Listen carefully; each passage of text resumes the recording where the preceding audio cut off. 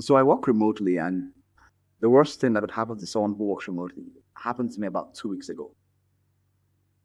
My laptop froze, like completely. The kind of freezing that any technician who is sensible and doesn't have time to waste will tell you to just wipe the entire thing and start over. But at that point, I had about a day's work I didn't want to lose on the system, and maybe plus 2 or 3 days it would take me to get my machine back to where I like it to be at or where I'm used to. So I simply just refused. I refused every advice I got. I told myself that I'll give it 1 hour. Well, 3 hours down the line, there I was opening Quora and Reddit and every other God knows what Windows forum that exists, reading posts from 2014, even 2012, chasing down how to retrieve a single corrupted user profile. Trust me, I know you don't know what that means, but don't worry about it.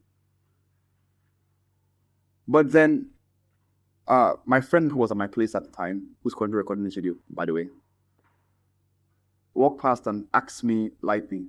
He asked me, "Is this entire thing worth it? I understand it well." And I told him with more confidence than I felt. But yes, I'll get it fixed. And to my delight, in about 5-7 hours thereabout, it worked. The system booted up fine, everything was intact. And I made maybe small moments of triumph that I'm not so proud about.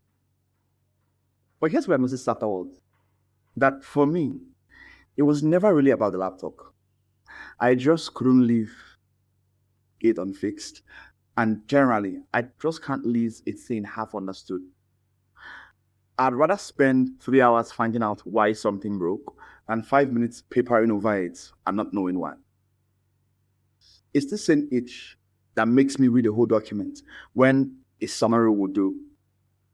Most days, it costs me more time than I think I have. But ever so often, it saved the whole machine.